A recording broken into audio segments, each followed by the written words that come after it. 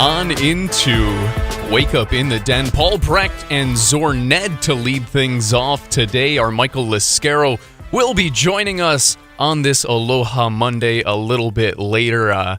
Unfortunately for him, mourning the loss of the Indiana Pacers and a bit more. We'll talk about that and a ton of hoops on the show later today after a packed weekend in sports media. A very fun one for a lot of different sports fans between the Men's College World Series going on in baseball. You had the NBA Finals closing on up. You had a massive, massive trade in the NBA and so much more. We'll also bring it home locally when Michael joins us and talk a bit about some UH football recruits that came on in. Want to say thank you for all of you tuned in today into Wake Up in the Den, whether it is on 95.1 FM, AM 760, or streaming live on HawaiiSportsRadio.com. We're also live on our YouTube channel, Hawaii Sports Radio Network. Appreciate everybody who's tuned in now or later on demand. Always appreciate you, however you choose to take in Wake Up in the Den or the Hawaii Sports Radio Network into your ear gates. We are appreciative of that. But before we get going, Zoar, I want to bring you into the conversation. How you doing today, my brother? How was your weekend? How did you enjoy the finals? Obviously, we'll talk about it a bit more, but what'd you do this weekend? How was your weekend? It was good. Got to catch up with some old teammates. Bernardo's back, so I hung out with him for a little bit. Samuta, Javon, they're all here, so we got in the gym and we hung out this weekend. It was pretty cool.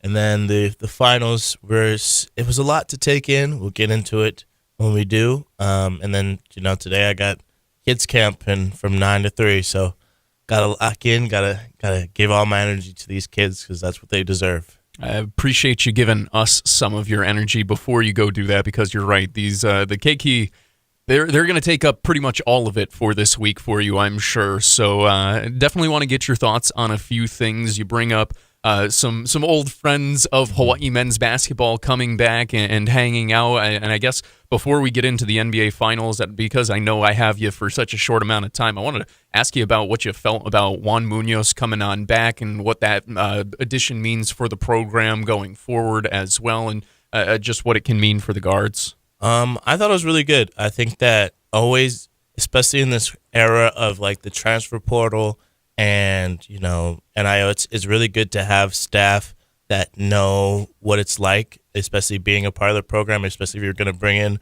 new guys every year. If you have somebody that's kind of understands how EG speaks and you could he's not too far removed from being a player, so he can relate to a player, unlike, the days where maybe the players don't like EG the most for whatever reason that may be, or on days where they might be in the doghouse or whatnot. You need someone to kind of talk to. And as a player, it's always good to have a coach to talk to that's like been there and can cut it to you straight and not just kind of give you what you don't want to be able to give you what you don't want to hear and what you want to hear at the same time. So I think that's good. And I mean, Juan's basketball ability kind of speaks for itself. He's probably the greatest shooter I've ever played with. So from that standpoint and being a player development guy, shooting is something that we did struggle with last year. And I feel like having him on board to just help guys, give different type of drills would be really awesome. I remember when I made my jump as a shooter, I worked out with Juan every day during the summer, and that's part of the reason why I became a better shooter. So I think that's a huge thing for them. It's a great grab, and I'm looking forward to seeing how he evolves as a coach, because he was always really a good coach on the floor, and I think that he'd be a really good coach in general. That was always a thought that I had, where his basketball IQ was also up there with his talent. And, EG talked a little bit about it in the press release, where adding him on is almost like having another coach. Like, it was like having another coach on the floor when he was playing. So it's honestly, it makes sense, the transition into coaching. I figured you knew Juan a little bit more, so we chat about that as we get warmed up into our basketball conversation. Just a reminder, if you want to get in on our conversation today, be sure to shoot us a text at 808-888-KGU1. That's 808-888-5481. Or drop us a comment in our live chat on the YouTube. I'm still pulling that up, so I apologize if we haven't gotten to anybody yet. I feel like our Caesar might be upset with me if I have not read anything quite yet. But Without further ado, like I said, only have you for about half an hour. Zoar, want to get into the NBA Finals where the Oklahoma City Thunder bring home their first championship in Oklahoma City. I know there was some consternation about, like, they have Seattle's history. I don't think Seattle or anyone in Oklahoma City wants those two together, so I am keeping them separately. Yep. It is the first one for Oklahoma City and comes after what was, interesting process, right? You go even back a decade plus, and you had the first big three in Oklahoma City Thunder history, where you had James Harden, you had Kevin Durant, you had Russell Westbrook, you had them on the doorstep, and they faced LeBron's Heat, and they unfortunately got broken up by that Warriors dynasty. But now, over a decade later, a new group comes on in, and their big three, we'll call it, another MVP in their grasp. SGA, Shai Gilgeous-Alexander, ends up winning Finals MVP to go along with his scoring title, the Conference MVP, and the regular season MVP. He's actually the first player in NBA history to do that. That's because the Conference Finals MVP just got created like 3 years ago, so don't yell at me. I know what you guys are talking about. It is the first player in 25 years to have the scoring title, the Finals MVP, and the regular season MVP all together. So that is also very, very cool. He had 29, 5, and 12 to go along with 5 fouls. Ends up leading the Thunder to a 103-91 victory over the Pacers. Obviously, the main storyline from this one, Tyrese Halliburton in the first quarter goes down with what is eventually revealed to be a right Achilles tear, a devastating injury for one of the brightest young stars in the NBA in what he knew was a risk. You know, he had talked about it a little bit before Game 6, went through that one perfectly fine, got to play only about half that game, and luckily got to play in Game 7. There was some thought that perhaps he might be able to heal a little bit more before Game 7.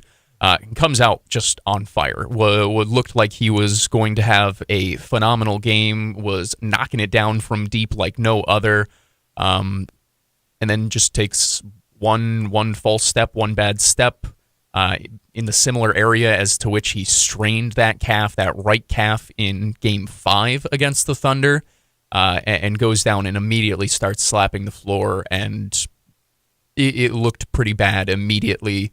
You knew after seeing the replay that it was not going to be good, and from there it seemed like both teams struggled a little bit to refocus in after what is honestly one of the most gutting moments I've seen on the court in a good bit. I guess we'll start there. What was your reaction to the Tyrese Halliburton injury, and also what was your reaction to the Thunder finally breaking through?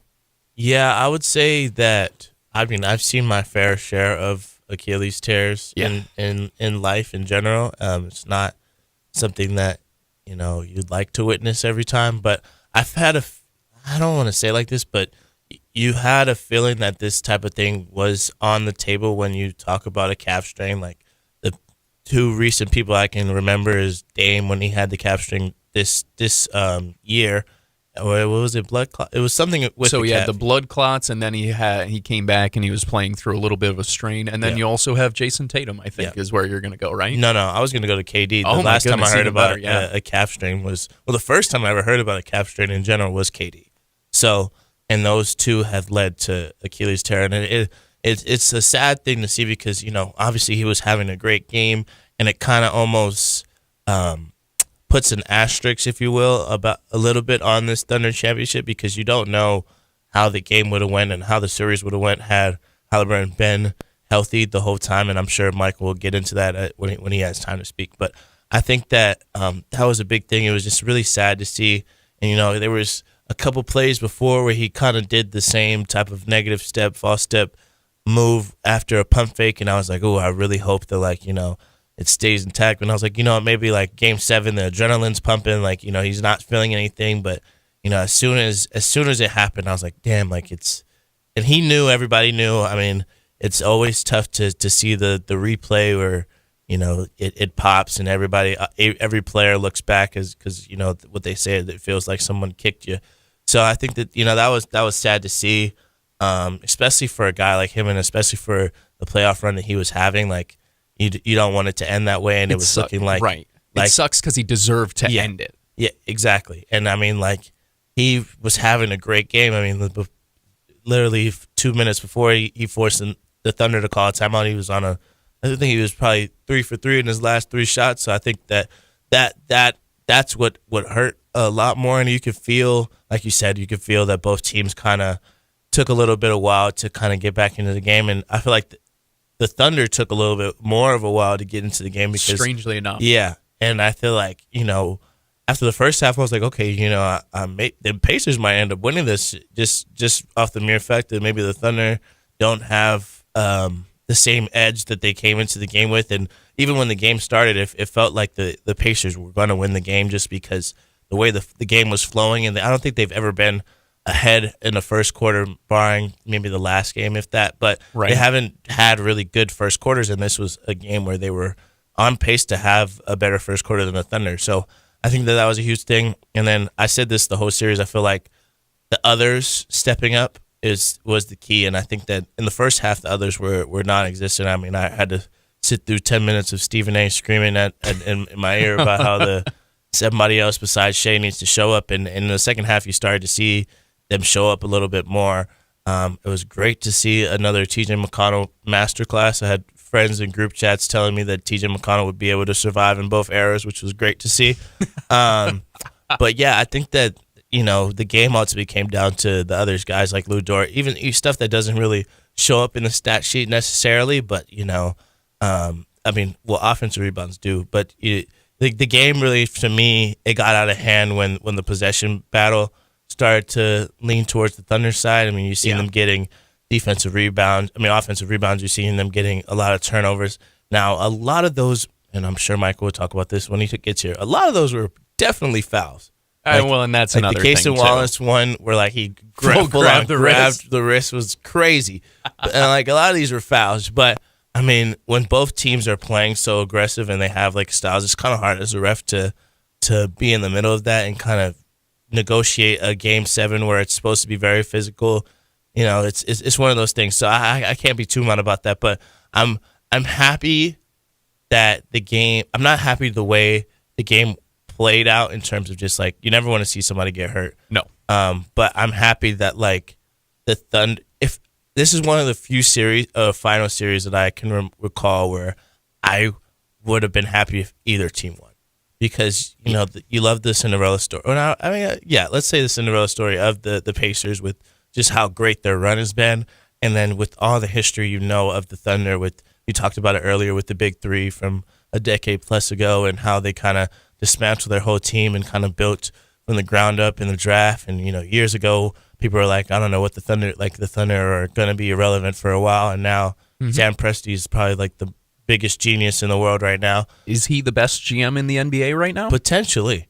So I feel like that story is awesome to me just to know for a small market. Both of these are smaller markets, and I think that it's awesome that that they were able to win a championship. I got almost a little bit emotional watching the slow-mos of all the guys because they've been there for the seasons when they weren't good, and they've been there for season when they were last year where they were just on the brink of being good. So I have built up. Yeah. So I felt like a fan of the Thunder just watching them, finally be able to get over the hump and win for a city and it's obviously history, the first time ever that they won. So I think that it was really awesome to see.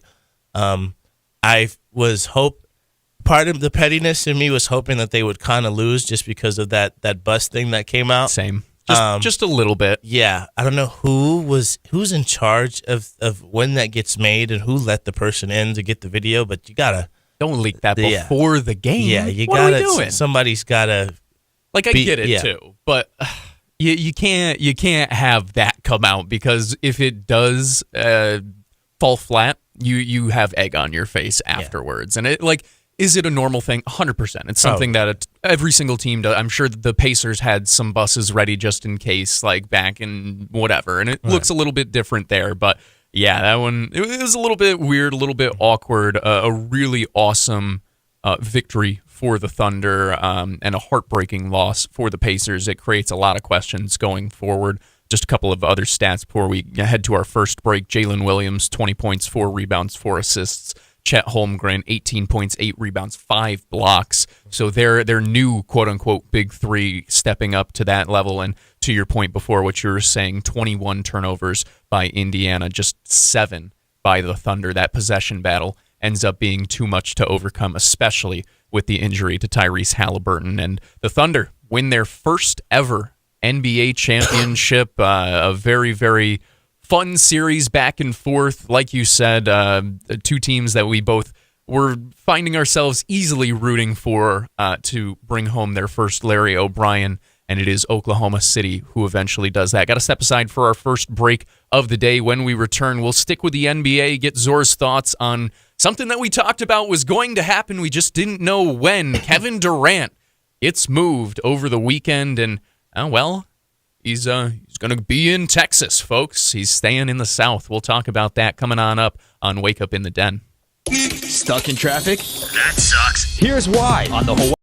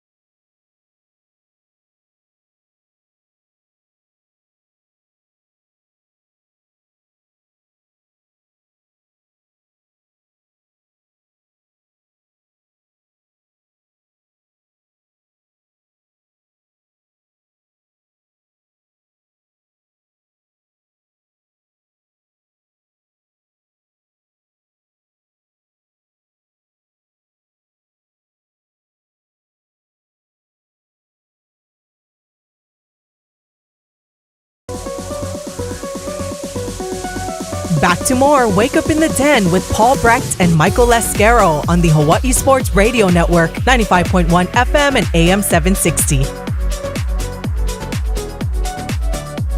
Welcome back to Wake Up in the Den. Paul Brecht, Zoar, Nedd. Michael Lasquero on his way to join us after mourning a little bit with his Indiana Pacers and the Game 7 loss. We just talked about the NBA Finals wrapping on up, and if you think that means the end of the NBA season, I have some news for you. You're wrong, because this week we have the NBA draft. That comes up on Wednesday and Thursday. Before then, we've already had multiple trades go through in the NBA. We talked about Desmond Bane being sent from the Memphis Grizzlies over to Ku'ule's Orlando Magic. That move, a fun one that will probably end up being a little bit more underrated, I think. Once we get into next season, we'll understand just how much that can help.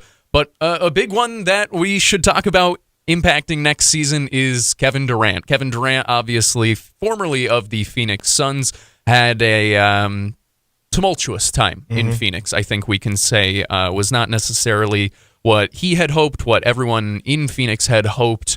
Him, Devin Booker, Bradley Beal, not exactly meshing the way it was. They completely throttle their depth, and that's another conversation for another day about the importance of depth going forward in the NBA, especially with these injuries and the amount that they run. But Kevin Durant ultimately moved, helps the Suns somewhat reset their roster after what has been crazy amount of moves, trading away their future first-round picks, second-round picks, everything that they could possibly think of, only to have a horrible season last year.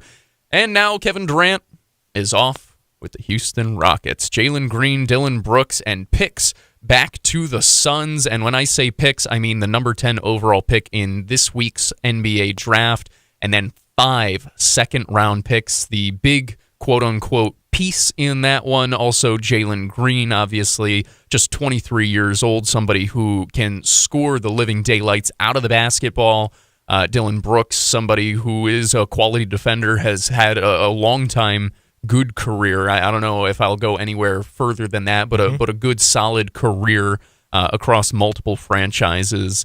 And funny enough, now the Rockets are officially acquiring Dillon Brooks. If anybody remembers what I'm talking about, a long time ago, they had this kerfuffle, we'll call it, where they thought they were acquiring Dillon Brooks. Instead, it was Marshawn Brooks, and there was this whole thing. It was a whole day on NBA Twitter, if anybody remembers. But I want to get your thoughts on this, as now KD goes to his 5th/6th team, depending on what you want to say about the Seattle OKC thing. Started out in Seattle, obviously, has his time in Oklahoma City, goes to Golden State, goes to the Nets, goes to the Suns, and, of course, now the Rockets. With his years ticking down, which is weird to say, sad to say, and that's a lot of these stars in this generation. This is a move that puts the Rockets up into championship contention. They now have the second shortest odds behind the Oklahoma City Thunder entering next year to win the 2026 NBA championship. How much does this move you? And what was your thought on the package back, Zoar, that the Rockets sent to the Suns? Did the Suns get enough? Did the Suns have any leverage to get more? What was your kind of first blush reaction to the KD trade? I was pretty happy about it. I think that this was a good move for both teams. I talked about it a little bit last week, how sometimes when these trades come out, it's win now for a certain team, and the other team that may look dumb in the process right now will probably look a little bit better years to come.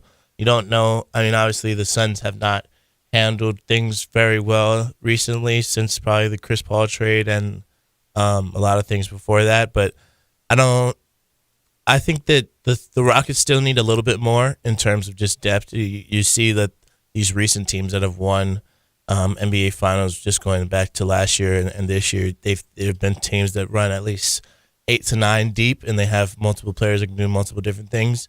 Losing Dillon Brooks, although he is a very interesting player, is going to be a big loss for them. But I think that they re-signed Steven Adams not too long ago. If they can get a couple more 3-and-D pieces, that'll be really good for them. But I feel like Ime Udoka is a really good coach, and to have him paired up with KD is going to be something nice to see. They still have youth in terms of who they drafted last year. He didn't really play too much this year, but I think that that'll be good for them. You have Amen Thompson that's a great guard. I think was he first team defense this year? Maybe if he wasn't, he should have been. Yeah, so I feel like that's a great piece to build off of. You still have Fred VanVleet.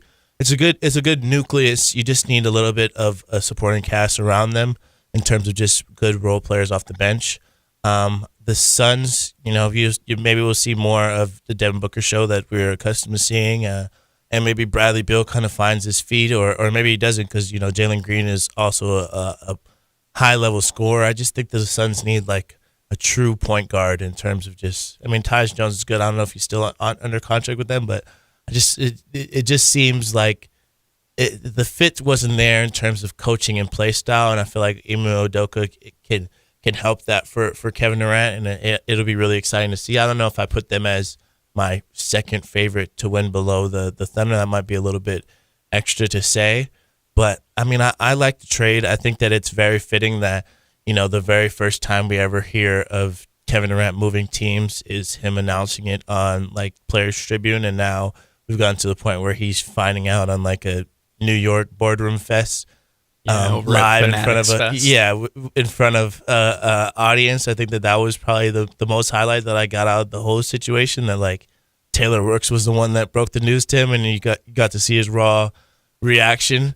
That was great. I always love to see Kevin Durant like interacting on social media. I think he's hilarious. But yeah, no, I think it was a good trade. I think that was a place that I would like to see him in Houston, or I don't know how the Spurs would have worked out. I can't remember the last team. Oh, the Heat. I did not want to see him on the Heat. Oh my God. So I'm just glad that he's not on the Heat. Like that's my biggest thing. I'm glad he's not on the Heat. Yeah, stay out of the East, by the way. Yes, because in my opinion, it was terrible to say it like this. The East is extremely wide open. Like we might see a Wizards Hornets fight. No, I'm just playing. I get what I'm you're hoping saying, for though. a Sixers Knicks just for the toxicity between me and you to really run rapid. But yeah. It'd be fun. Yeah, next year in the East, certainly wide open. It seems like out west, though, the rich get richer, like you said, with the Rockets, the number 2 seed this year, a really young team. They get a little bit older, obviously, with Durant entering the final few years, it feels like, of his career, but they do keep some key pieces, some key youthful pieces, whether it's Alperen Şengün, as you mentioned, with Amen Thompson, who is phenomenal. Fred VanVleet, another solid guy. Does Cam Whitmore get a little bit more run? They don't have to give up Jabari Smith Jr. Right. A bunch of really good players still there. And as you said, I'll echo your point. I believe that Ime Udoka is one of the best coaches in the NBA. And, I mean, you see that now with him getting a contract extension from Houston. By the way, this trade can't technically be completed until the new league year begins on July 6th. So these teams have agreed to this, but means you'll technically still get the Rockets picking at the 10th overall pick. They will just be picking for, quote unquote, the Suns, and they will end up then sending that player on over when the deal is completed. It's 2 starters from the West's number 2 seed, a first-round pick, 5 second-round picks. It's not a ton for Phoenix in terms of what we've seen in some other big deals, but I will say it is the step forward. Yeah. It is a possible step forward for them to start rebuilding back towards a winner after some moves just didn't end up working out for them. You understand the swings, but it's what it ends up being. Got to step aside for our bottom of the hour break. I think this is where we say aloha to you, my friend, but it's all right because I see our Michael Lasquero outside the studio, so you two will swap on out. Stepping aside, but coming back soon, we'll talk some UH football and more coming up on Wake Up in the Den. If you want to get on the conversation, shoot us a text at 808-888-KGU1. That's 808-888-5481, and we'll try and get to it here either in the first or second hour. Stepping aside, we'll be right back on Wake Up in the Den. Stuck in traffic?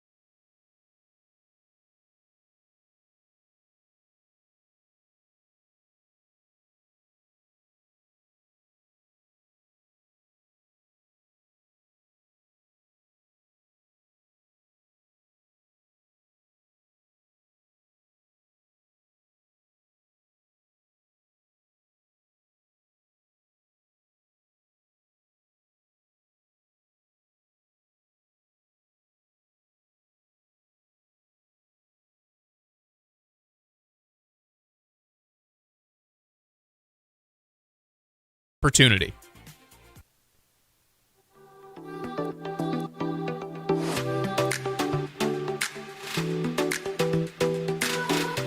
You're listening to Wake Up in the Den with Paul Brecht and Michael Lasquero on the Hawai'i Sports Radio Network, AM 760 and 95.1 FM, and streaming on hawaiisportsradio.com.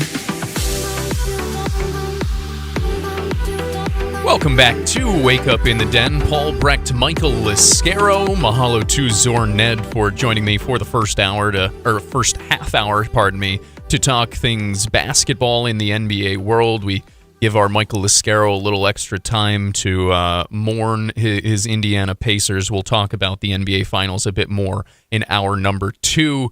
But I guess, Michael, to start things out, I guess I kind of know how you're doing, but I suppose I will ask anyway. How are we feeling today on this Monday morning as we get into a new week, the NBA off season?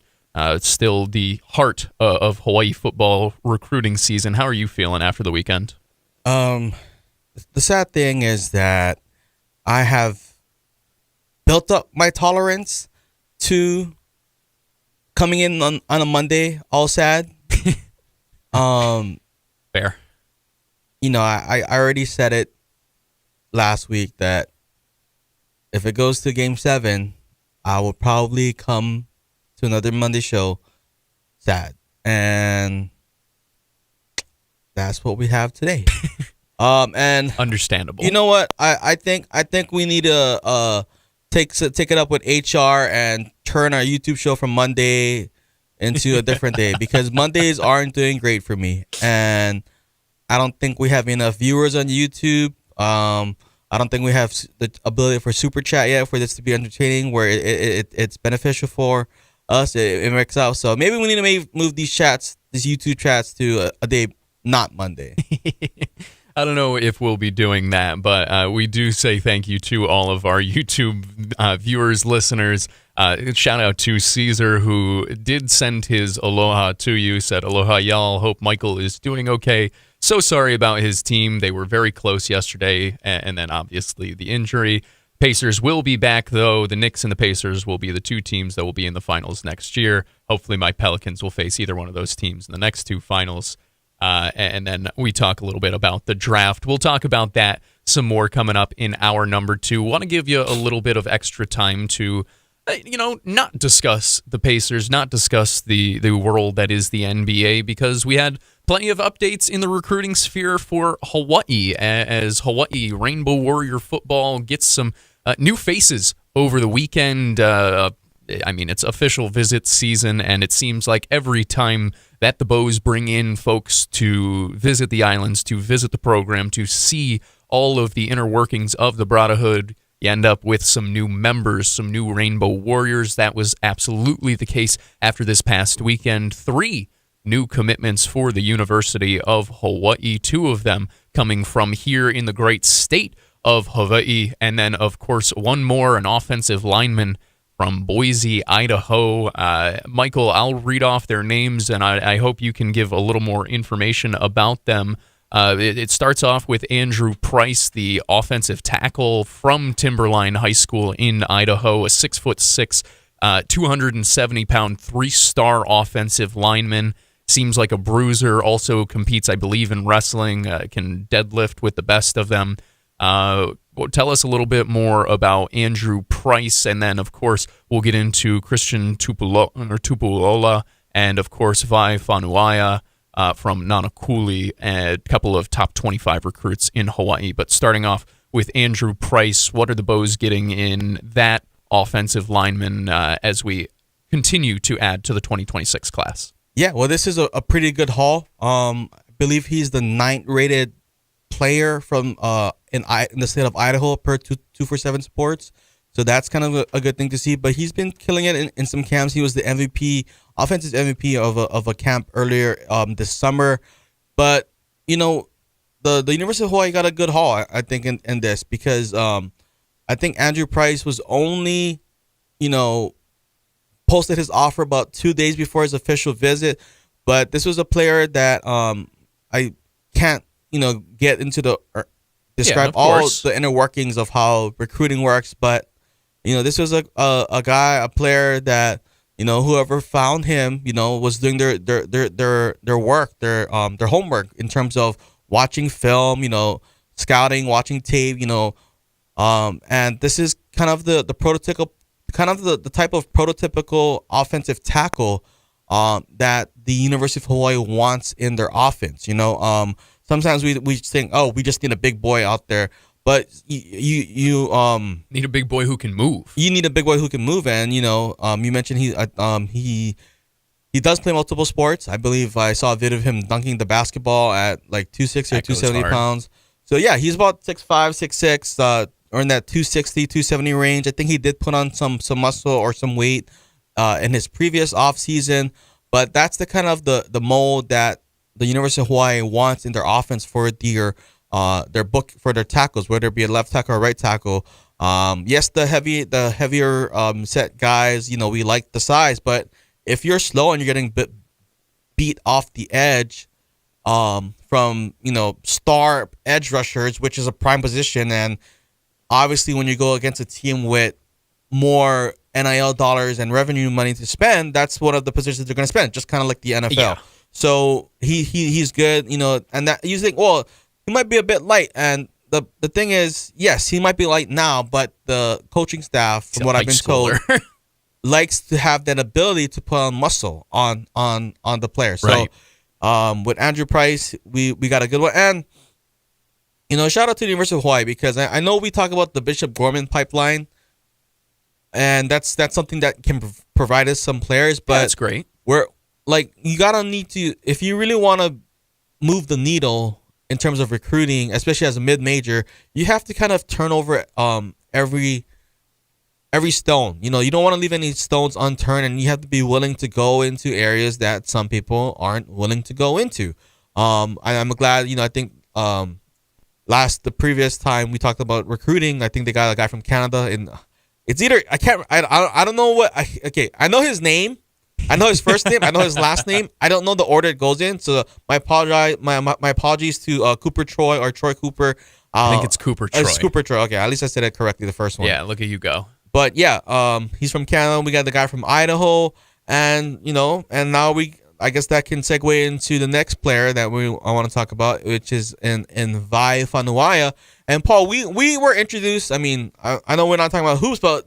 Or we don't want. We're trying to delay the hoops talk. We can talk about hoops in this end, but we first met him, Paul, because this guy was a hooper. Yes. He's a legitimate modern stretch five. We got to call his playoff game on the road against Kalaheo, which is the game where we had that magnificent intro starting lineups with the spotlight. They turned out the lights inside of the gym, and it was a pretty good experience. I remember Vi. Yeah, but this is a legitimate 6'5" guy that can play in the post or step out and shoot a three, and that shows a guy that can move, right? Because usually someone can only play in the post.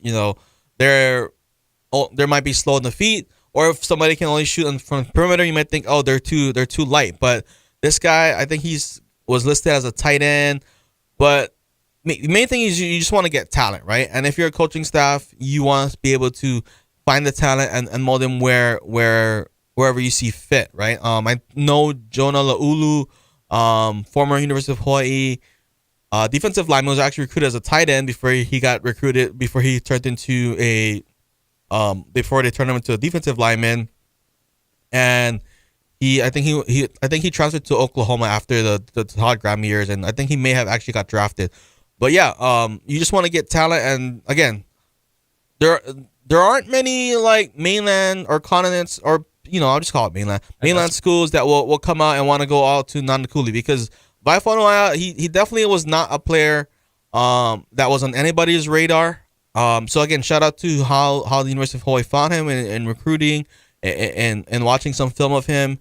Because I don't even recall him getting any mention for OI All Stars, and that's something that I'm hands on with. But he was an OI All Star for basketball. I can tell you that. Right. But yeah, he's just a player that the University of Hawaii can mold into. And great that they can get another Nanakuli player. I know not Coach Keely Watson, the current head coach, but one of his brother who used to be a head coach, Keala Watson, was a former University of Hawaii lineman. So it's great. I mean, and that's the thing. I mean, I know we talk about Matt Elliott and Hawaii and needs to be together, and I'm glad we're getting players from across the island. And it's not just like your Kahukus or St. Louis's.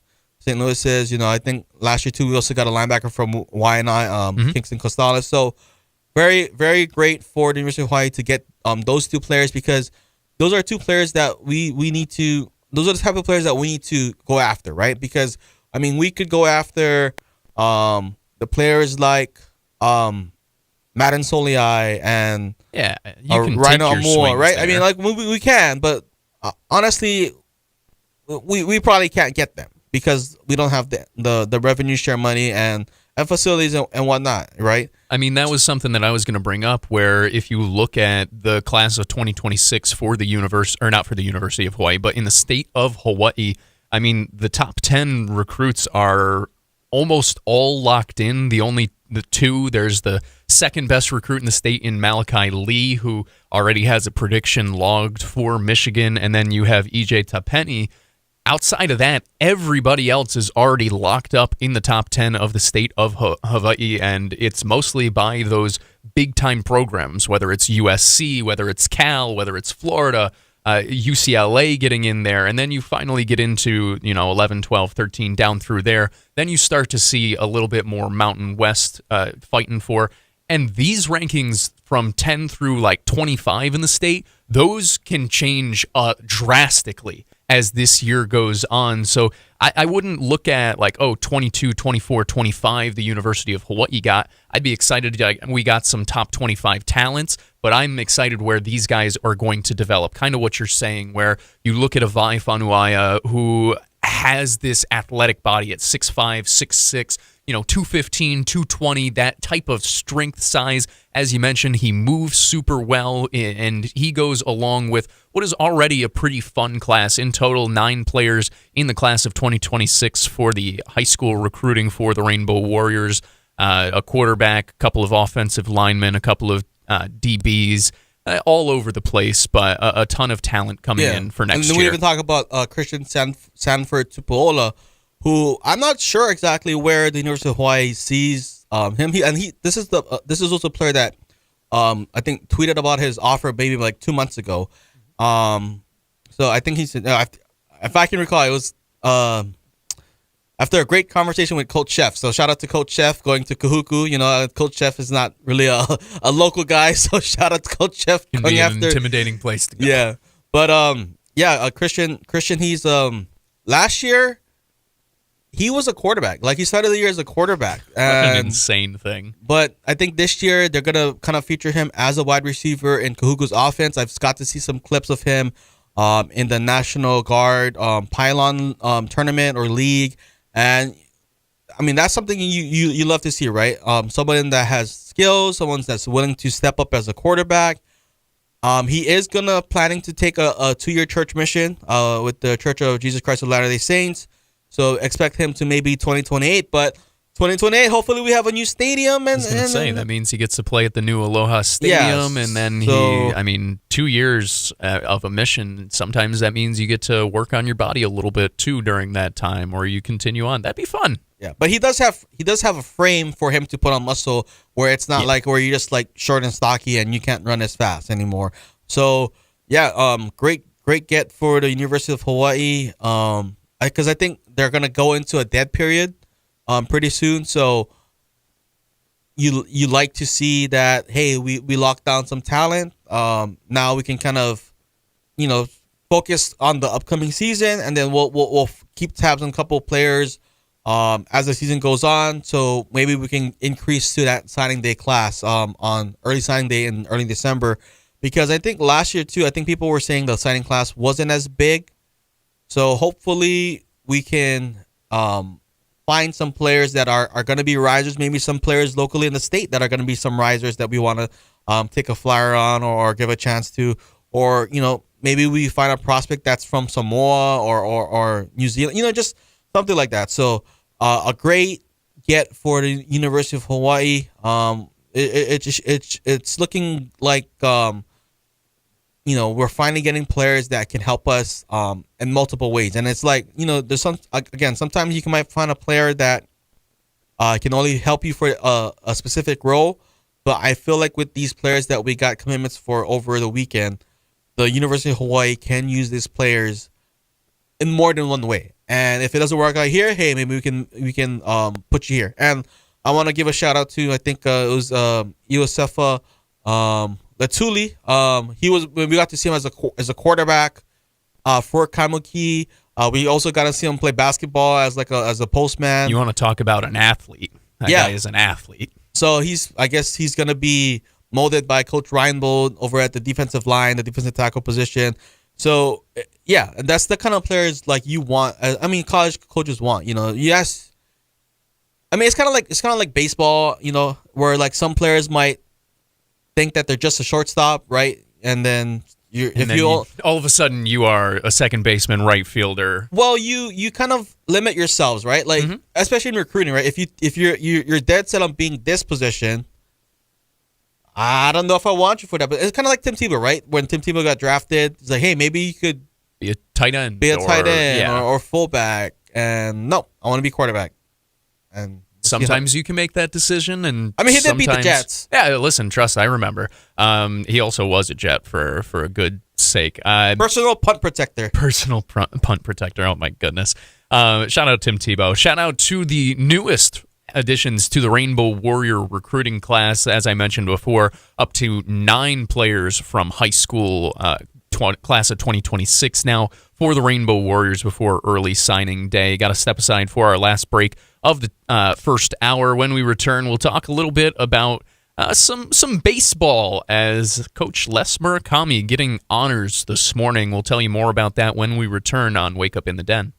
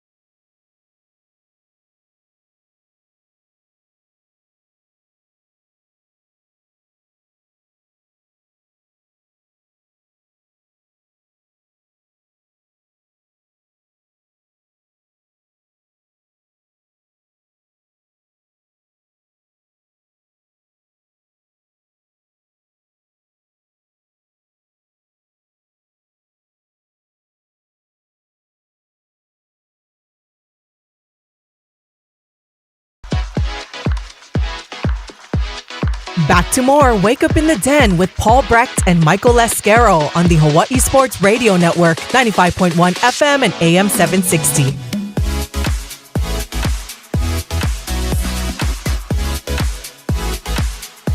Welcome back to you, the beautifulest of all the beautiful people. Paul Brecht, Michael Lasquero here on this Aloha Monday, live on YouTube and 95.1 FM, AM 760, and HawaiiSportsRadio.com. Thank you for tuning in this and every weekday morning from 8 to 10 a.m. here on the Hawaii Sports Radio Network. have talked a bunch about basketball with Zoar Nedd in hour number 1, had Michael join us and started talking about some football. Now we'll move to our third different sport of the first hour as college baseball coming through with some Hawaii news as the College Baseball Hall of Fame announces that legendary University of Hawaii baseball coach Les Murakami will be inducted into the College Baseball Hall of Fame's class of 2026. It was announced today the winningest coach in school history and the namesake for the incredible Les Murakami Stadium. And I will say that again, one of the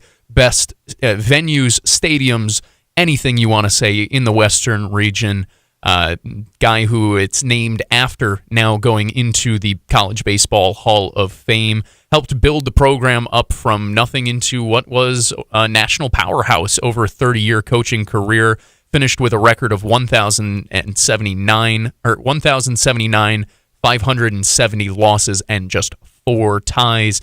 He becomes the second person with Hawaii program ties to be named to the College Baseball Hall of Fame, joining pitcher Derek Tsuno as those members of the Hawaii program. During his time as skipper for UH, Murakami took the program to 10 NCAA regionals and won 6 WAC titles. He led the Bows to their only College World Series appearance in 1980, in which they came 1 win shy of a national title. He's already a member of the Coaches-Only American Baseball Coaches Hall of Fame. He was a 2-time WAC Coach of the Year winner and named the 1986 NCAA District Coach of the Year, won the Lefty Gomez Award in 1981, sent 74 players to play professional baseball, and 10 of them eventually reached the major league level. Just a really awesome honor for an awesome name in Hawaii baseball history. Nice to see this go on through. It's something that anytime that we can honor the legends of sports, regardless of which sport they are, I think it's incredibly, incredibly important. And, well, this is a guy who helped create the love or really embolden the love of baseball here in Hawaii. Had several seasons of leading the nation in attendance, had 223 sellouts, that firmly entrenched rainbow baseball as the cornerstone in Hawaii sports, in this Hawaii sports community. Just a really, really awesome honor for him, and figured we could close out our number 1 with some positive news, the good news for head coach Les Murakami as he enters the College Baseball Hall of Fame, the 2026 class. A really cool thing, just the second person with Hawaii ties to ever go in. Yeah, and it's good that they're inducting him now, where he can kind of get a chance to see to enjoy his flowers, you know what I mean?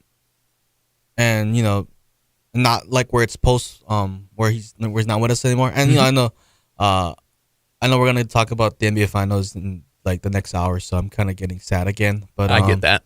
Yeah, I mean, because we lost a lot of good people in the sports community, in the local sports community at the start of the year, or just kind of back to back. So, kind of great to see this for Coach Les, Coach Murakami. I mean, everybody knows the baseball field is the Les Murakami Stadium, and that holds weight. I know when they did the press box, they renamed the press box Rob Slahey press box, for those great legendary broadcasters and commentators. Coach Les Murakami was there on the field, so that was cool for him to see that. And yeah, we just gotta honor the legends while we have them. And great job, maybe they'll add something. Maybe I think that little glass cabinet out in the bottom area of the Les Murakami Stadium, I might have to ask Matt Elliott if we are able to get him in studio. Can we build more glass shelvings, because I feel like there's a lot of history with this program in the past years that we need to honor, because I think sometimes we might be rotating stuff in there. So I like that idea. Yeah. I just want to build off your point real quick before we go to break. I agree wholeheartedly. Before we lose legends, it's important that we honor legends. and Les Murakami, in every way, shape, and form, is a legend in both baseball and Hawaii. So congratulations to Coach on his induction, or what will be his induction to the College Baseball Hall of Fame class of 2026. Got to step aside for our top of the hour break. Don't go too far. We got hour number 2 coming up on the Hawaii Sports Radio Network. We'll talk about some more basketball. We'll talk a little bit about those injuries, and we'll talk some more baseball as Wehiwa Aloy making the islands proud as the first Golden Spikes winner. We'll tell you all about that and more coming up in hour number 2. You're listening to Wake Up in the Den on 95.1 FM and AM 760.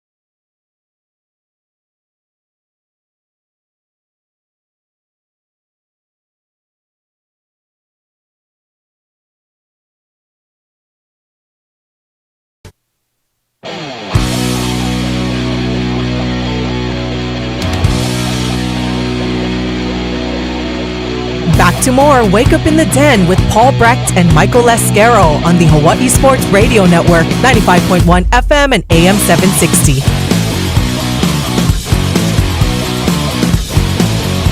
Welcome back to you, the beautifulest of all the beautiful people. Paul Brecht, Michael Lasquero, getting ready for hour number 2 here on the Hawaii Sports Radio Network, 95.1 FM, AM 760, and streaming live on hawaiisportsradio.com. Also live this and every Monday on our YouTube channel, Hawaii Sports Radio Network. Appreciate anybody tuning in there, as well as audio only.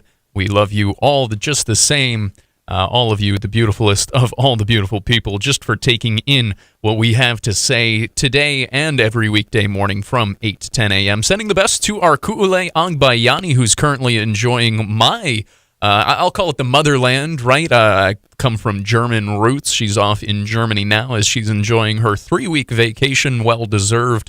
Leaving the boys in charge. I don't know if she's going to regret that coming on back, but who knows?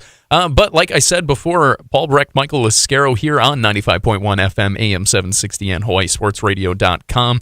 Going to talk a little bit more NBA Finals coming up in hour number 2. I'm going to give Michael a little bit more time to get ready mentally and prep for that, because that will carry our conversation in our next segment and a little bit beyond as we talk about some major injuries and the steps forward for the Indiana Pacers. But as we ended out hour number 1, we started to talk about baseball a little bit. And, well, it was a big baseball weekend, as well as the College World Series. The Men's College World Series finished up. LSU bringing home their 8th national title on the diamond. A phenomenal performance by them across 2 games, taking both games against Coastal Carolina, snapping a 26-game win streak for the Chants, and ending up as the champions once again, back on top of the mountain after a year off. Before Game 1, though, of the College World Series, Wehiwa Aloy, a local boy from Baldwin High School over on Maui, wins the Golden Spikes Award, the 3rd winner in Arkansas baseball history, the 47th winner ever. The first year back in 1978 is named prior to the first game at Charles Schwab Field in Omaha. Joins Andrew Benintendi back in 2015 and pitcher Kevin Kopps back in 2021 as the only Razorbacks to ever win the prestigious award. He's just the 5th semifinalist in Arkansas history. His name, the prized one. He brings home baseball's biggest individual prize. He's the first Hawaii-born player to win the award, first player not born on the U.S. continent to win the award, and really puts on for these local boys out here. Started his career out at Sacramento State. That was the only place that he says that he had an offer to before eventually transferring into the SEC and Arkansas after an freshman All-American season at Sac State. This year, he was the SEC Player of the Year, did a ton of incredible things, hit .350, started all 65 games, committed less than 10 errors despite, hundreds of chances throughout the year at one of the most difficult positions in all of baseball. Ends up winning the award over Florida State's Alex Lodiz, the shortstop over there for FSU, and the right-handed pitcher Liam Doyle from Tennessee, who actually began his career, fun fact, at Coastal Carolina. A weird thing for him to have to watch the Chants play for a national title while his team was not there. Just an incredible recognition for Wehiwa, something that does not happen all that often. He led the Razorbacks in nearly every major offensive category, including slugging percentage, on-base plus slugging, which is your OPS for those who don't know. He had a team-high 93 hits, scored 81 runs to lead the team, had 19 doubles, 2 triples, 21 home runs, 42 extra base hits in total. What more could you want from a middle infielder? How about some phenomenal defense as well? And that's exactly what the Wailuku, Hawaii native provided for Arkansas. A phenomenal year for him. A really cool moment for him as he puts on for a lot of the kids out here who have long loved baseball but perhaps have not gotten the same recognition. We've now seen more and more Hawaii-born players go off to the continent and excel, especially in the sport of baseball. But an incredible end to what was an incredible year for Wehiwa Aloy. I will say this, by the way, and then, Michael, I will give it over to you to speak on Wehiwa. You got an opportunity to actually watch him in high school growing up a little bit. I hope college baseball changes this a little bit, and not in terms of anything to do with the actual players who were nominated for the award or anything along those lines. For them to do this in front of Game 1, an on-field interview, it felt really lackluster. And for those of you who watched the moment, you'll know what I'm talking about, but it was just a quick interview with the 3 finalists before naming Wehiwa Aloy the Golden Spikes winner. And for those of you who don't know what the Golden Spikes are, it is the most prestigious award for a player in college baseball, the best player in college baseball each year. The list that goes on with the winners is truly incredible. You have Bryce Harper on there, Steven Strasburg, Chris Bryant, as I mentioned before, Andrew Benintendi, Andrew Vaughn, Adley Rushman, so many great players on this list that Wehiwa Aloy joins. This is supposed to be the Heisman Trophy of college baseball. And I think about the college or the Heisman Trophy presentation for football, and obviously these are different sports, but could we get a little more care in this? Could we get a little more to make it feel more special? Because man, oh man, did it feel like just kind of a one-off award, some weird handout. This is me getting on my soapbox and complaining, but can we get a little bit more importance to the presentation of this award? It is the most important one for a player in college baseball, and it felt like just a random sideshow as part of the Men's College World Series. That was frustrating for me. Anyway, Yeah. Well, Wehiwa Aloy. I apologize because I didn't watch it. That's okay. Don't worry about that. But I mean, if you want the real answer to this question, I mean, it's because football and men's basketball are the 2 biggest revenue generating sports. And when we get to, the spring sports, we get with baseball, we are in the summer months, Paul. Some people are on their vacation. Shout out to our own Kule Agbayani that's on vacation. And then if they only have the budget to do a certain amount of games, the crew, they don't have enough crew to run it. I mean, we see the same thing, of course, but with still here locally with Spectrum, I would hope that national ESPN has a little bit more resource than our local Spectrum. That is my only counter. I'll go there, but continue. But yeah, I mean, it's just what it is. I mean.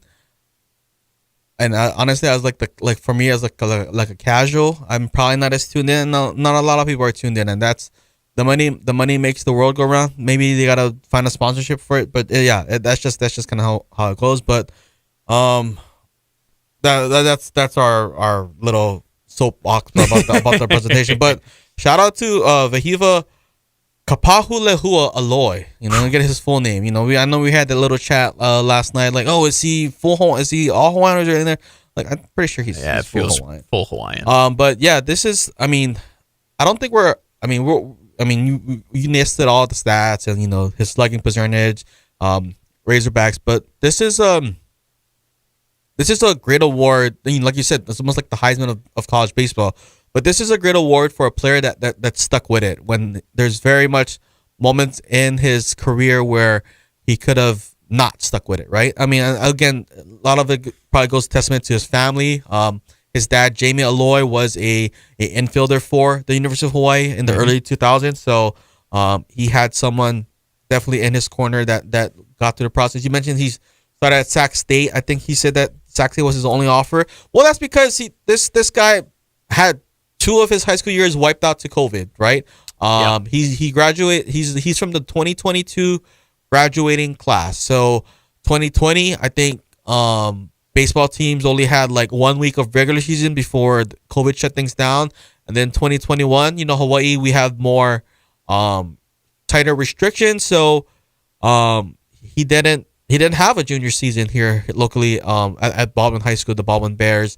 Now, of course, there's travel ball, and I'm pretty sure he may have had an opportunity to go at least travel ball before his senior season. definitely not before his junior season drink, because that was like the heart of COVID 2020. But I'm sure he got. But again, he was probably back in the backyard or at the parks. When when they lifted the restrictions a bit, where you could go out just 5 people and just continue working.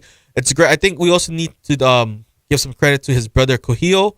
Yes. Because I've seen sports teams where sometimes when you have brothers on the team, relatives on the team, you play better. So shout out to his brother Kohio. Shout out to also Punahou's Nolan Souza. But yeah, Wehiwa, I got the chance to see him in his senior year when they reached the state championship game against Waiakea in 2022. Wehiwa was a first team All Hawaii scoring live selection at shortstop. So he definitely was great. And he got that spot over players like Nolan Souza, who we see is doing his thing, as well as Ivar Arquette, who's doing his thing at Oregon State. So, I mean, and back then, or even still today, people view the ILH as having the top players, right? I know in the Star Advertiser All-State votings, it's almost just like the ILH All-Stars because it's all ILH. So for Wehiwa to get that award as a senior over guys like Ivar Arquette and Nolan Souza, just goes to show what kind of a player he was back then, growing up. And shout out to Rob Colias from the Maui. I think he's at the Maui News now or Maui Now. I can't remember what outfit he writes for now, but he was like, yeah, he's gonna go. He's gonna go. And Rob is a Maui homer. I'm not gonna lie, as he should be. There's a lot of Lahaina Luna teams, Bala teams, where he's like said they're gonna win and they fall short. But he was on it all from the very beginning that Wehiwa is going to be really great, and now he's here. Probably going to be a top 10 first round pick. So should be. Shout out to just shout out. I mean, what kind of sucks though? I mean, I'm kind of going off on a tangent now. Is that like there's just so much stuff going on in spring that like we just don't have the staff or the people to cover it well. Which I mean, it's deserving, but I don't know. We got to figure something out with that. Maybe we can get maybe like a paid internship or something like that. We'll have to. But yeah, because there's a lot, and right again. We mentioned Les Murakami at the ending of last hour, so shout out to Coach Les Murakami getting inducted to in that Hall of Fame. Which Hall of Fame was that by Paul? College Baseball Hall of Fame, right? Because he's already in one of them. Yep. Well, I mean, it's probably multiple. Well, I was going to say he's probably in a lot of them. We also have the Circle of Honor, yes, right, for the green and white and University of Hawaii. But yeah, because again, baseball is big on the islands, so is volleyball, and they just play at the same. They just play at the same time. So it can be tough. It's tough, but yeah, shout out to Wehiwa, shout out to Maui. Maui team, and that's what I love is that. Shout out to Caesar, our Maui baseball, guy. I think baseball is the one sport where it doesn't matter what island you're from. Like we know there's talent on all the islands, and you don't really necessarily have to leave the island, right? Last year, University of Hawaii, we had Nigel Calderon, Lanai represent. Who else do we have? We have people from the Big Island. We had Dallas J. Duarte. We saw Bronson Rivera this past season. Yeah. We know Maui can hit. Hawaii guys. We got Kirby. Kirby Yates in the big leagues. It doesn't matter. Yeah, that's the kind of cool thing with baseball is that it doesn't matter where you're from. Our state produces baseball players, and that's something that we can. I know the NFL has a stat where like what percentage of players is like with Polynesian roots, right? And it's kind of like a high footprint. Yeah. I wonder what the percentage is for like Hawaii-born players. It definitely would be a decent number, at least in terms of, especially at the college level. It feels like Hawaii has started producing, but continued to produce more and more talent, and you see them continuously getting into these bigger programs. It's very, very cool to see. Closing up our conversation around baseball, also, I guess I should bring up the fact that LSU ended up winning the national championship, winning the Men's College World Series. It's their 8th national championship on the diamond all time. It's behind a couple of outstanding pitching performances. Cade Anderson goes a complete game shutout in Game 1, and the Tigers needed every bit of it. Just a 1-0 victory over Coastal Carolina to go up in the series. And then Game 2, a little bit weird as Coastal head coach Kevin Schnall was ejected in the first inning, same with the first base coach for the Chants. And back and forth, LSU takes a big lead at 5-1, and the Chants continue to fight back. ultimately falling just a bit short.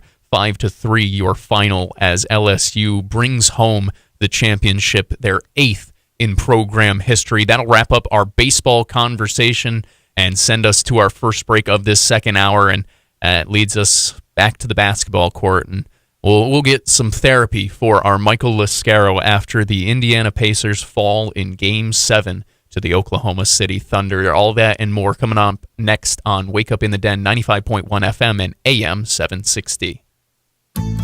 Find a career where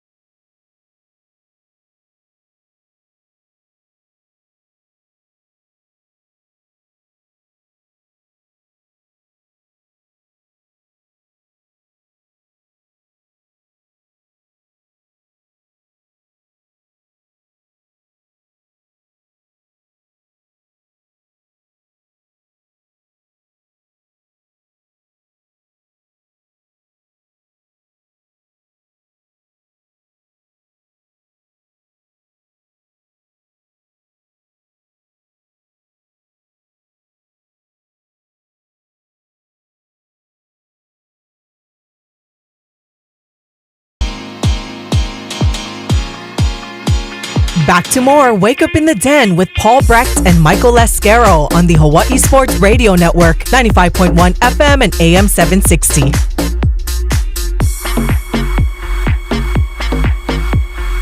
Welcome back to Wake Up in the Den. Paul Brecht, Michael Lasquero on this Aloha YouTube Monday. Mahalo for joining us, whether you're listening in live or on demand. If you're tuned in on our YouTube channel, mahalo for tuning in there. We love anybody who will play along with our shenanigans each day of the week. This and every weekday morning from 8 to 10 a.m. on the Hawaii Sports Radio Network, 95.1 FM, AM 760, and streaming live on hawaiisportsradio.com. If you want to get in on the conversation, reminder that you can text us at 808-888-KGU1. That's 808-888-5481. I got a text after that Wehiwa Aloy segment. It makes you wonder why Hawaii baseball never offered him. It certainly is a good question, especially with some local ties, but that was also during a time where they were going through their own little change in the program as well. So I can kind of answer that. Yeah. So I know last night on our group text, I shared like the All Hawaii from 2022. I'm just gonna drop it randomly in our group text right now, and Paul, you can kind of look through it. Sounds good. Well, I chat about it. But I think the reason why we didn't offer Wehiwa is because we already had like a lot of local players on the team that we already had. And like even the year when Wehiwa was a senior, some of the players that Hawaii, like in his senior class, we had Keegan Crinzy, who is on the University of Hawaii. We also have players like Levi Madela. Levi Madela was one player. He's a year younger than Wehiwa, but Levi Madela was actually kind of a player that they were targeting because he could play in the outfield or pitch. So that was a player that could, just kind of someone that they were kind of targeting because I think they already had the infielder spot kind of filled up. There's also players. There's a lot of players. And then the thing is in 2020, some of the top players in the state in 2020, which I just sent to Paul. Now I lost the link, but but some of the players, the top players in 2020 that was on there is players like Jake Sukata, who was a shortstop. So Jake Sukata was a shortstop, but 2 years older than Wehiwa Aloy. We probably had plans for. I mean, Jake Sukata definitely he transferred in from Portland State, I believe, but he was on the team. I think when we were able to play in 2022, we also got players like Stone Meow, Aaron Ujimori. Yeah. So it's, and Ben Ziegler Namoa. Ben Ziegler Namoa, yeah. So. Who, by the way, somehow I never knew first name was Bennett. Yeah. But anyway, So- yeah, it's a very talented class, and it goes back to our conversation before about the amount of talent that has been produced out of Hawaii, where sometimes guys slip through the cracks. It certainly hurts more now that you look at it when you're like, oh, wow, the best player in the country came from the islands. You wish that he was doing that type of thing here in Hawaii, but unfortunately for the Rainbow Warriors, fortunately for Wehiwa, he found a place in the SEC where higher level talent as well ends up going there after putting up what was a phenomenal freshman season. I mentioned it before, freshman All-America. Nonetheless, sending the best to him, and sometimes you learn from mistakes like that. I don't necessarily think it was a mistake from this coaching staff, but yeah, and I mean Wehiwa did, like, his Sac State offer did come from where he was attending a camp at Stanford, so yeah, it could be just one of those things where they didn't cross paths, right? I mean, definitely Hawaii had some of the strictest COVID restrictions. There's only so much you can do, and I mean, yes, sometimes the University of Hawaii deserves some criticism of not, extending that olive branch or that offer to some of these local players that go up and starring elsewhere. But just understand the time of that year was COVID, and it's easy to fall through the cracks, right? So yeah, that one is I don't fault on the University of Hawaii. I mean, even scouting is tough, right? Even like if you look at the NFL draft, not the 2020, no, maybe it is the 2020. Or yeah, if you look at the 2020 NFL draft, a lot of the players that got drafted, I don't think are on like the league. I mean, there's still a good amount, but like no, it's just the scouting and recruiting threw everything off that year. Yeah, and obviously if you're not, you also want to get to kind of know the person and the player and the human, and if you don't have the opportunity to like have that chat, then it's tough. Like yeah. So I don't fault the University of Hawaii at all.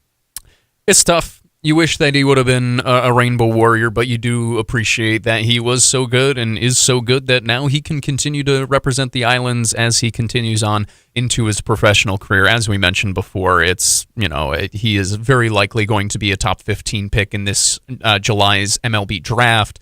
Him, along with Iva Arquette and plenty of other phenomenal players. We also had Jordan Donahue.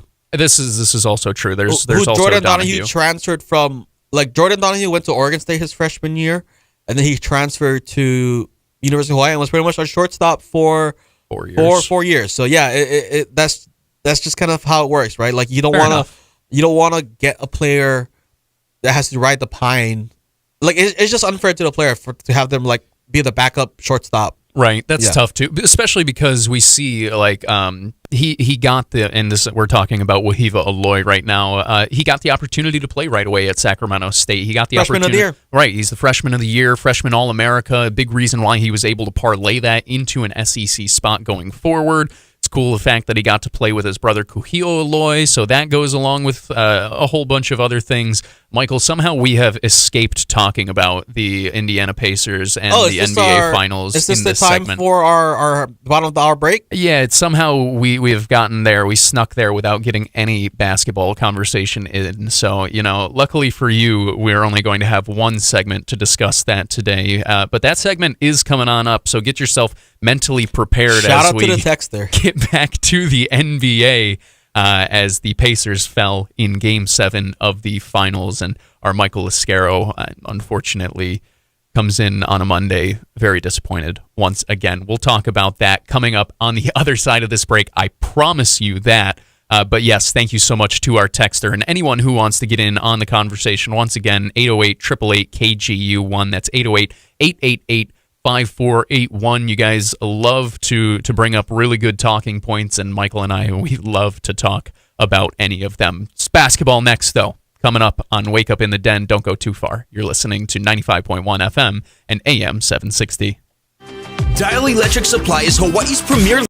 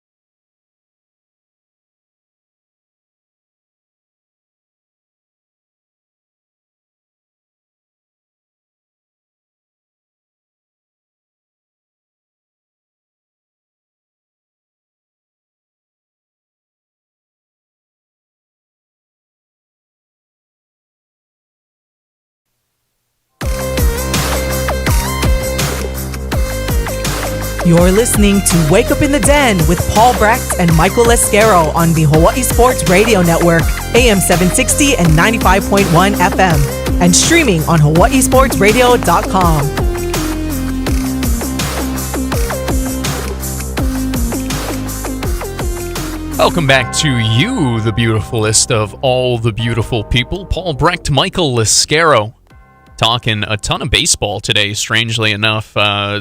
Funny enough. Talked some basketball in hour number one with Zoar Nedd while we gave Michael a little extra time to deal with yesterday's loss, and that's in multiple fronts as the Indiana Pacers fall in Game 7 to the Oklahoma City Thunder.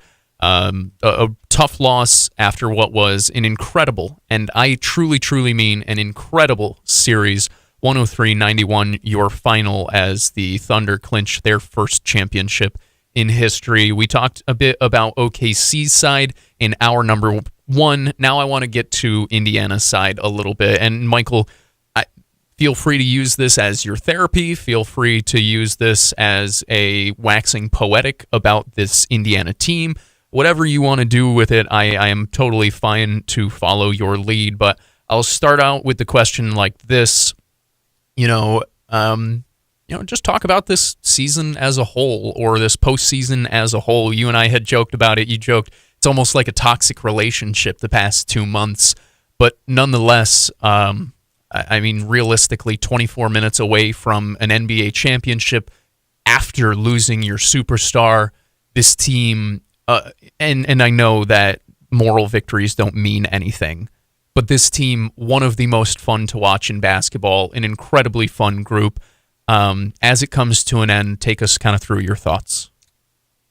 Yeah, I mean, it just feels like we were robbed. I mean, I'm not just saying as a Pacers fan. I just feel like as a basketball fan, right? We were on the verge of probably having a very epic Game 7, right? It's been 9 years since we've had a Game 7, and 7 minutes into the game, it just kind of gets the completely changes, gets the rug pulled out of us, and I mean, maybe the injury would have been worth it if they had ended up pulling it off, but it was gonna be a tough task against an OKC team.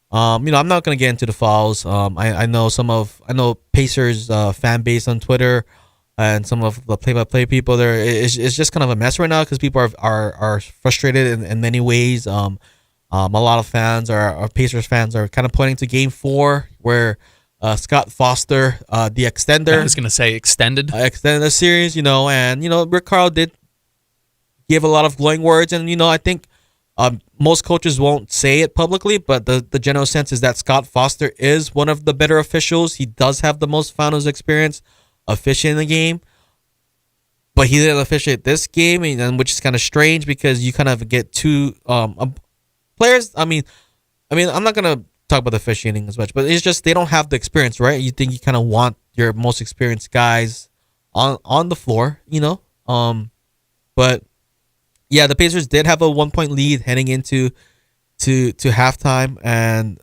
but that's kind of adrenaline, right? I think if there was no halftime break, maybe they could have carried it, but once they go in the locker room and they see Ty and Tyrese Halliburton, and Tyrese Halliburton tries to give his any given Sunday speech. It's just it's not the same. Obi Toppin was definitely one that was not the same. He had an important quote post game. Yeah, heading into the game, he was top 3 in scoring in the finals, but he scored.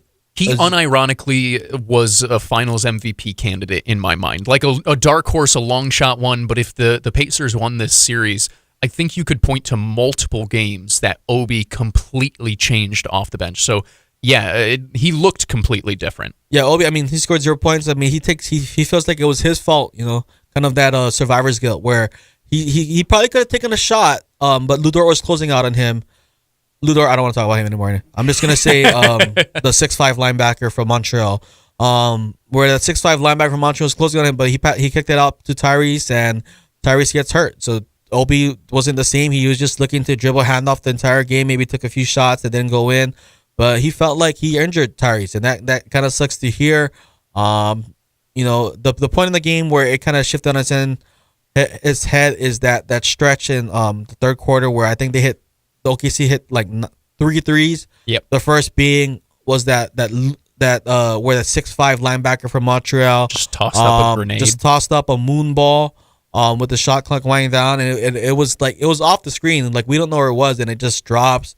And I think the last of that run was when Jalen Williams, J-Dub, he shot a 3 from the corner where it went in, went out, bounced in the back iron, hit the backboard, but then dropped cleanly in the basket. And next thing you know, it was a 9-point lead for OKC. It was very tough to recover from that. And then I know TJ McConnell, there was a stretch where TJ McConnell was the only one that scored for the Pacers, I think in like a 10-minute span. And I mean, I don't think he was trying to score everything by himself and just go hero ball and iso ball, but just there just wasn't other people that wanted to kind of ride, or make the cuts or wanted the ball, right? He kind of dribbles in the lane, looking to, the Nash dribble, trying to see who wants the ball, but if like nobody's calling for it, it's kind of tough. I know people are kind of frustrated with Rick Carlisle for the Pascal Siakam minutes and having him sit, but that's kind of what the Pacers. Who Rick is. He's been that the entire postseason. Here's the thing is like Pascal Siakam has to defend.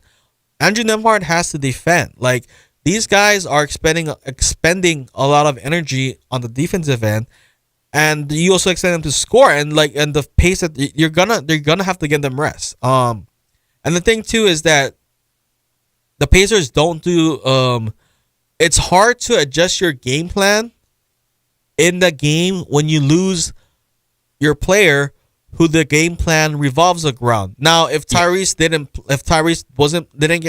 got hurt in practice, maybe it would have been a different result because they know what's there. But it's hard to adjust, right? This isn't. I mean, they had to completely flip after 7 minutes of the game. Well, they played completely differently without Tyrese. This isn't football where you're calling set plays, right? Or you're trying to set up the defense. The way the Pacers style, Tyrese Halliburton is the engine. Since we're talking about Tyrese, I think people, the advanced stats show how important. I think he's top 5 in advanced stats with the same, and like right up there with SGA, Giannis, Jokic.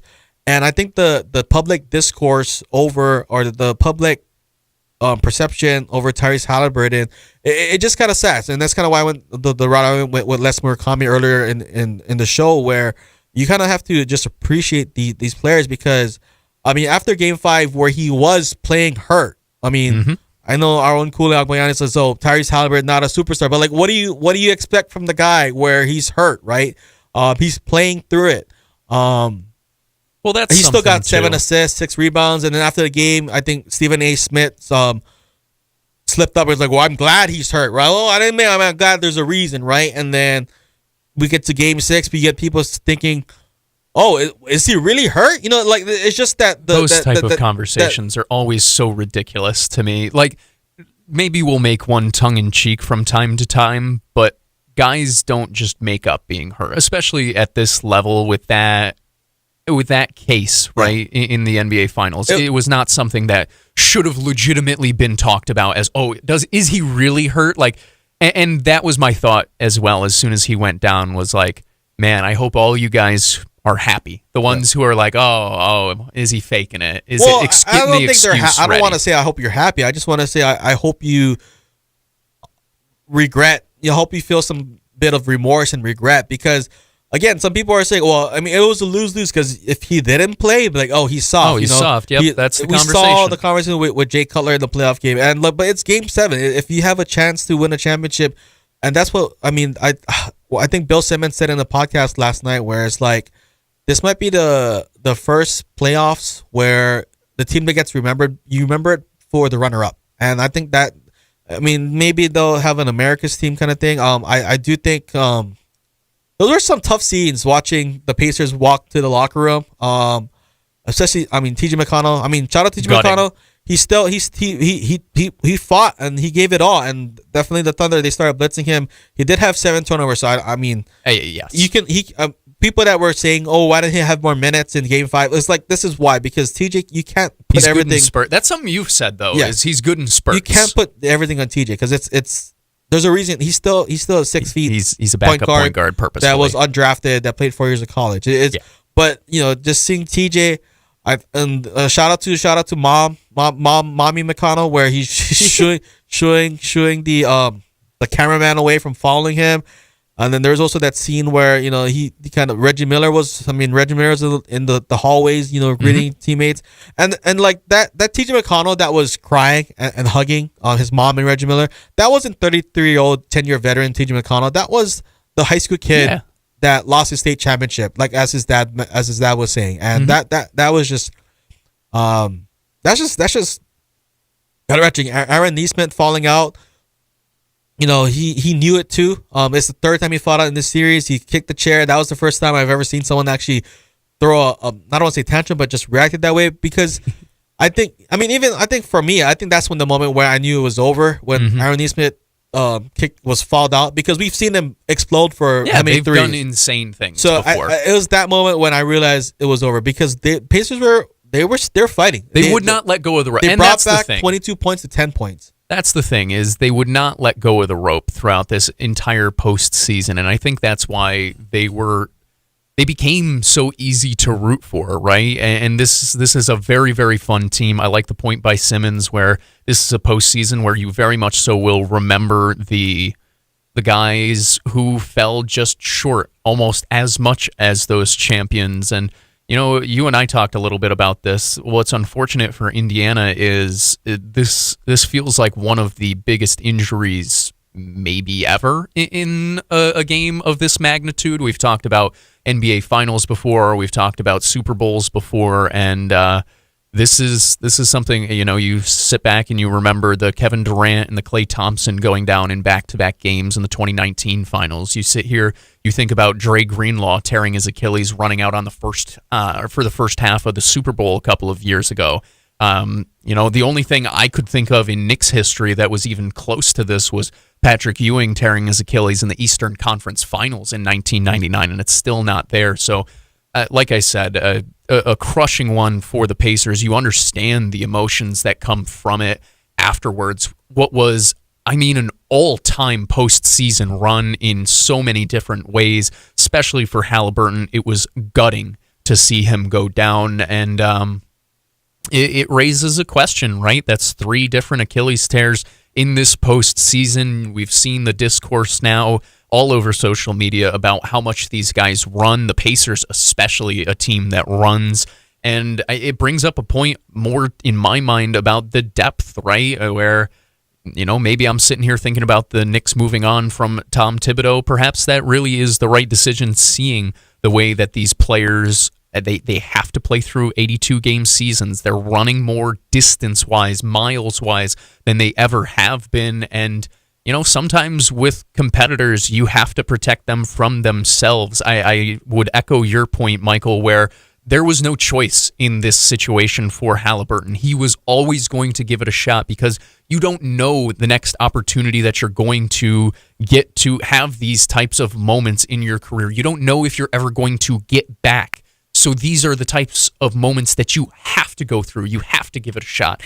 And the unfortunate thing for him is he took one wrong step. And now that takes him out for next year, and you hope that he recovers very smoothly. But now I think we're going to see a big conversation about the length of the season. We're going to see a conversation about the way teams are built. We're going to see a conversation about, if a guy has a calf strain, we need to treat that essentially as a concussion in the NFL, right? Or something along those lines. Maybe that's a ridiculous comparison, but just in general, it does open up a conversation about what the NBA can do to protect players after we've seen now multiple players go down to Achilles tears. Yeah, honestly, I'm not in the camp where the season should be shortened. I know Colin Cowherd earlier today was saying I think the playoffs should go to best of 5. Like, come on, no.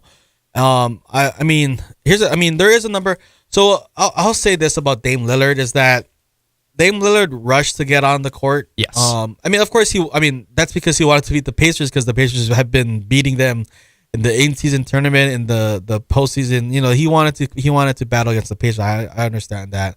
But he rushed himself to get on the court, right? The Jason Tatum one, unfortunate, but Jason Tatum has been an Iron Man, Mm-hmm. And sometimes when you're an Iron Man, that means you've done a really good job on conditioning yourself and getting yourself ready to play and taking care of your body. But it also sometimes means you might be playing through some injuries, and sometimes that catches up on you. Now with Tyrese Haliburton, I will say he has been dealing with some injuries for the better part of the past 2 years. He had a hamstring strain. I think his back was bothering him earlier in the season, and those things add up on you. So people talk about the Achilles, but I think this year Tyrese just needs a year off to kind of get his body right, get stronger. Because definitely when you're rehabbing your Achilles, you can still do upper body stuff.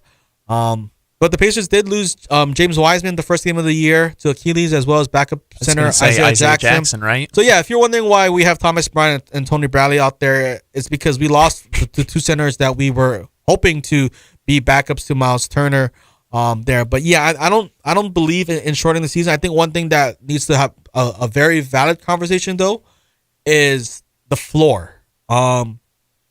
And because again, I think people talk about Tyrese changing into Pumas. I don't think that has to deal with it. I think any conversation around shoes like that is a little wasted breath. Well, there is something to it, because we saw Zion Williamson's foot explode with Paul George's shoes. I know LaMelo's Pumas aren't the best, but yeah. But that spot where Tyrese hurt his calf, it's the same spot in 2 games. Is that a dead spot? Is there something in that spot of the court Does there need that to needs be to get more fixed. give? Right? And the thing is, like, we've seen Steph Curry where he's dribbling in pregame, and then he finds a dead spot where, like, you'll see him, like, he'll bounce the ball like this spot, he'll bounce the ball here, it goes to his waist, like how all proper inflated balls are supposed to go into. There's a Tom Brady joke in there somewhere, but then he gets to one spot and it just bounces like less than a ruler off the ground. So I do think taking care of the courts is maybe something that can be there. So yeah, I do think there's stuff to do. I don't believe in shorting the season. I do. I mean, here's the thing: is because if you shorten the season, I do think you need to really start talking about eras and separating eras, because I would agree. To me, I think if you shorten the season, no one's ever going to touch LeBron's scoring record. I mean, that's the conversation for another day. But did LeBron benefit from playing in a faster paced NBA I think it's undoubtable. Yeah, So that's why. I mean, of course, this is the guy that LeBron's talking about ring culture. Well, you controlling the narrative there, but yeah, I do think, maybe. Here's the thing too, is like the NBA also schedules a ton of back-to-backs during the regular season, which I think they can do a better job at spacing that out. Of course, there's also the WNBA. There's people using the arena for events. So it sucks, right, but there are a bunch of the NBA things. can do a better job. People are quick. Oh, we need to shorten the season. Like, injuries happen. Like, this isn't 2K. Like, injuries are gonna happen. It could be an anomaly, and people didn't start talking about, oh, is there a more concentrated people playing AAU? Is this AAU miles racking up? Like, no, it's injuries happen. The Dame one, I think he rushed himself coming back. Tatum, unfortunate. Tyrese, like people were saying, if this was the regular season, he sits out. He would be out for 3 weeks. Yep. Without second thought. So yeah, like it's understandable. Yeah. I get where you're coming from. Gotta step aside for our last break of the day, and we'll stop the basketball conversation. Michael, that was enough. I'm glad you got to get a little bit out. We can go back to it. When we return, we're gonna move to the movies. I want to talk a little Lilo and Stitch, baby. Perfect, because that can go with what I wanted to talk about. I love your enthusiasm. Step aside for our last break of the day. Don't go too far. Wrapping it up on Wake Up in the Den, 95.1 FM and AM 760.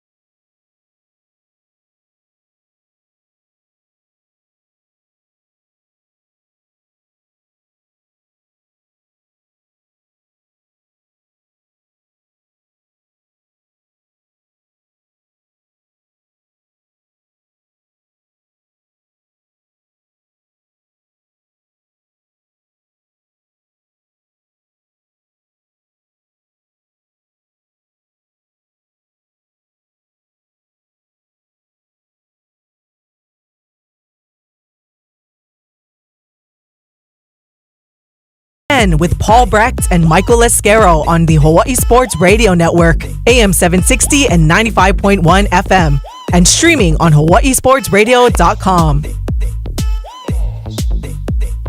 Welcome back to Wake Up in the Den. Paul Brecht, Michael Lasquero closing things out on this Aloha Monday. Thank you for tuning in this and every weekday morning from 8 to 10 a.m. here on the Hawaii Sports Radio Network, 95.1 FM, AM 760, and streaming live on hawaiisportsradio.com. This Aloha Monday. We're also on YouTube. Mahalo for everybody who is tuned in on our YouTube channel this or any week that you do. Be sure to drop a like, drop a comment, subscribe, whatever it may be. A ton of fun content that we have up on that YouTube and a ton of fun content that we will be bringing to you in this upcoming year. Excited to add a little bit more to our YouTube. But while we're speaking on the visual side of things, I got an opportunity to go out and see the new Lilo and Stitch this past weekend. My wife and I going on a little date. It was very fun, very nice. One of my favorite movies of all time in Lilo and Stitch, one of hers as well. And tell you what, Michael, after all this consternation that I heard from a ton of people about how bad this movie was and, they got this wrong and they did that, this, that, and the other thing, actually enjoyed it quite a bit. I thought it was a good movie. It's certainly different from the original, but I don't think different means bad. You know what I mean? I don't think different means that it was a poorly done movie. I actually enjoyed it quite a bit. Obviously, there are some things that I'm like, I wish they did this, I wish they did that. I think that's just the case with every single movie. But I do know that you are somebody else who also got a chance to take this in. What were your thoughts on Lilo and Stitch? I mean, I felt like it was. I mean, if you're gonna go live action, you kind of want realism. Yes, and I think that's what we got with the ending, where, I mean, cost of living in Hawaii is tough, and for people that are upset about Nani going to get her degree, I mean, obviously there's still like stuff like FaceTime, and so it's not like you're totally leaving there, and like the auntie in there, they're like essentially Hanai family, and if like people that are upset about it, like, you guys don't know what Hanai family is, and you guys don't know, it's just like, you don't know the struggle it is living in Hawaii. And like Nani was really struggling in that movie, just trying to pay some bills, I think. And my vibe in the earlier, in the animated one is Nani was a bit more older, so she's kind of more put together, I guess. That's fair. But speaking of the movies, last night I tried to kind of think about all the great sports movies. Okay. Where the main character didn't win, because that's the Pacers. That's an interesting. I like that. And because the Pacers are going to be remembered, right? But as they should be. Like Rocky, right? Rocky didn't win, but there is a Rocky 2, so the Pacers will be back. Friday Night Lights, the film, not the series, which is also the series really good as well. But the film, they fall 1 yard short at the end. But they playing without their best player. Booby Miles, who gets hurt, but that's in the one. Cars, where Lightning McQueen doesn't win, he gives it up and he pushes Strope Weathers across the finish line, and Chick Hicks wins, and nobody cares about Chick Hicks wins, and I feel like that's kind of like the Thunder. So I know the Pacers are going to be on starting five on Netflix, but it kind of sucks because you're going to see SGA win it. But yeah, I think the Pacers probably deserve a movie about them, just solely about them, because this playoff run absolutely deserves. I mean, they gave hope to. I mean, I think Zach Lowe was talking to some GMs, and he's like, the Pacers, they're giving teams hope, where you could literally just have a team that's built on the power of friendship and go out there and try to win.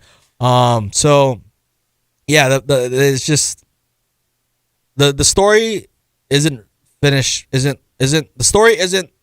ending, isn't written yet, and this will be a heck of a story. Hopefully they've become America's team and people root for them. But yeah, I'm just glad. Just sports, just movies in general. It's kind of what life is about. I like that point to close things out for us here today. A very fun team. We got a question about how many NBA teams had a successful season. I love that question. We're going to talk about it tomorrow instead, though, because we're out of time today on Aloha Monday. Thank you so much for tuning in, though. For Michael Lasquero, I'm Paul Brecht. We'll talk to you tomorrow.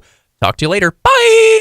Your brand new home for OIA Athletics. KGU AM. K236CR. Honolulu is the Hawaii Sports Radio Network on 95.1 FM and AM 760.